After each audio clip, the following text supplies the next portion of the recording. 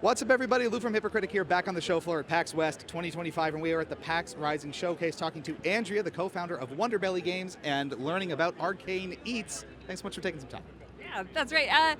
So Arcane Eats is a fantasy cooking roguelike deck builder where you play as a master chef, building your cuisine deck out of fantasy ingredients, cooking tools, and magical spells. Every turn you get to play your ingredients down onto cooktops to cook, try and create tasty combos to feed the hungry hordes who come into your restaurant. And there's lots to dig into, so let's start from the top. When the project first came to your mind, we were talking off camera, you have a lot of experience throughout the game industry, both AAA and indie. That's right. How did this particular project all start for you? So I'm a huge strategy card game nerd, but I also am a real nerd for cooking. Honestly, for like a decade now, I have always wanted to do a D&D one-shot that was like basically like Iron Chef in the dungeon. This has been something that's like a territory that I've always wanted to play in. And for me, like I love cooking games. So many cooking games are very focused on what it is to make a recipe and to execute it really quickly.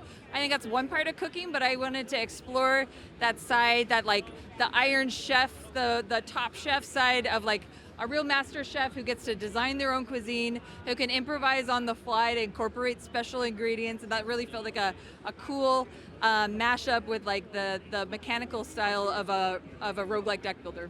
Yeah, and I think that really shows in how the mechanics sort of come together in you're placing, food in different, cooktops in front of customers, and all the different ways that they can sort of mess with you as the runner of the restaurant and the actual food you're making. Can you talk a little about developing some of those mechanics and finding interesting ways to tie together the cooking theme, because it is pretty comprehensively woven throughout the game with the deck builder and roguelite mechanics that you're going after? Yeah, thank you. I love strategy card games. I took a lot of inspiration from them, but I really wanted the concept of food to really lock into the mechanics that we have.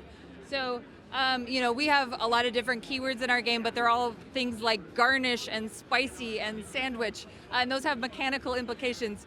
And like just at like a basic level, one of our core card types ingredients has like a food value and a cook time requirement. Because some food you can serve up raw and fresh, but most things you want to let it cook for a turn or two. And so having these cooktops that you have to manage was a fun sort of inspiration from cooking to create this mechanic where you effectively summon and stack your food almost like units in a game in a lane, but instead from this cooking perspective, and have to manage letting that food cook and manipulating it with tools as it's sitting there in front of the customers. And again, very fun to see in motion and in play when you get to start messing around with it a little bit. In an interesting sort of world that it builds as well, with a very, I think, distinct, soft, cartoony visual style, a lot of those sort of parodies and send-offs of celebrity chefs like Guy Fieri, Gordon Ramsay, etc. Yeah. When you're, from the creative side of things, building out that world and finding the feel and the vibe of the game, can you talk through sort of iterating amongst that process and sort of trying to find the game's unique voice as you're building the mechanics alongside? So, our game is, I really wanted to do a fresh take on a deck builder. It's completely non-violent, and it combines a lot of my favorite media references and things. I'm a D&D nerd. So we've got lots of fun fantasy in there. I'm also I love Studio Ghibli and a lot of anime like Delicious in Dungeon. I think they do some of the a great job of making cartoony food that looks really delicious, and that's important to me. I think we brought together those cozy vibes, the fantasy world vibes, and brought it also into this kind of suburban fantasy space where there's folks I just saw the dwarven truck driver. We've got the scrum master who comes from the office, the corp, where he's got a necklace chain of post-it notes. It's a very cheeky take on all of these things, a very lots of puns and wordplay and a funny stew like that. anyway. Which we love. I love the Scrum Master reference. That hits home. That's a fun one.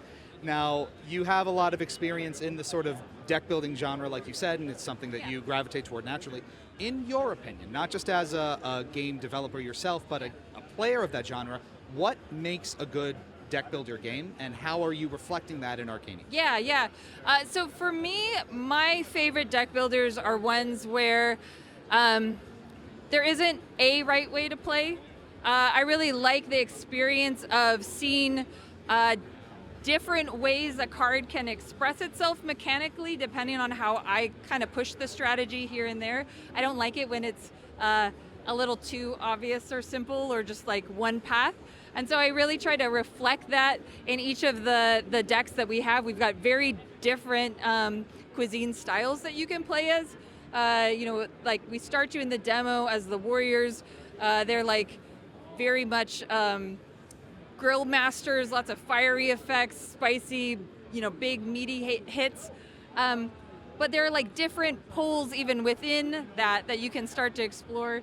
You may play as Fryland Spudhammer, who he's a diner dwarven chef. He's like all tons of like big stacks. He carries his deep fryer around so that he can cook things as fast as possible and get things out. He's like kind of like the fast fighter side of things. But we've got Nona Petra, who she's like more of the tanky paladin. She's got lots of like big pasta, slow cooking dishes. She can hold up to customer complaints and keep them at bay while she takes her time cooking.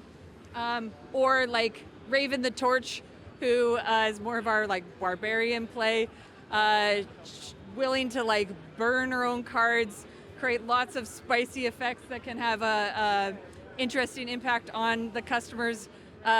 So like there are different ways within each deck to really push and like create different fusions of strategy, and that's something that's important to me to express in a deck builder. Yeah, that makes a lot of sense. And again, with that sort of experience, you have that reference point of what you like, what you don't. You can kind of craft it from that perspective. A lot of game industry experience, as we talked about off camera, again, across the AAA space and the indie space, this not being your first indie game. Yeah. How have you taken all of that experience in the different domains of the industry, lessons learned, all that kind of stuff, and on how are you bringing it into Arcane Eats specifically?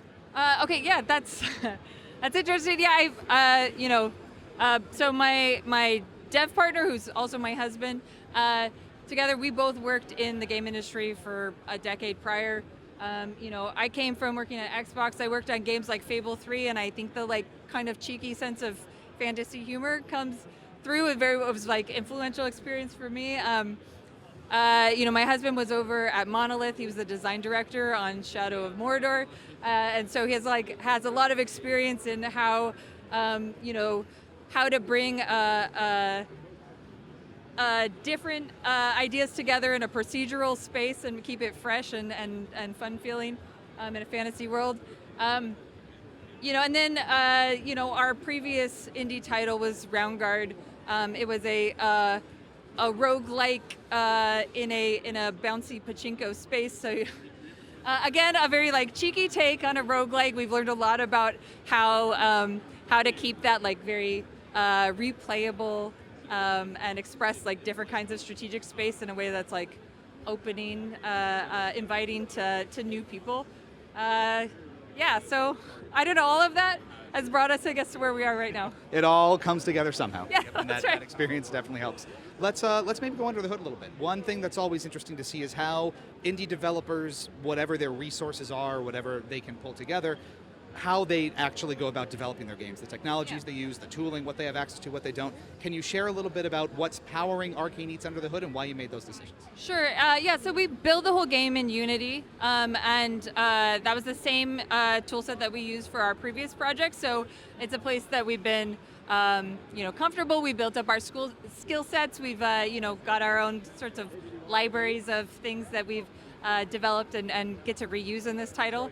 I think Unity is a really powerful, helpful tool for an indie developer. When there's just the two of us, there's a lot to get done, and so it's helpful to have an engine that helps bootstrap us along. Familiarity and reuse. That's right. Those are fantastic words to hear. in situations like this. Well, lots to look forward to then. Do you have a release window for Arcane Eats yet, or specific platforms you're targeting? Yeah, so we haven't announced our release date yet. We've got about a year left in development. We just announced, and so we have a Steam page up where you can wishlist the game. You can follow it. We'll be releasing a demo, a big demo later this year. Hopefully we'll be bringing it to more platforms as well. But we'll see how that all goes. One step at a time. Yeah. All right, Andrea, thank you so much for the time. Really appreciate it. Keep it tuned here to Hypocritic GG for more from PAX West all weekend long.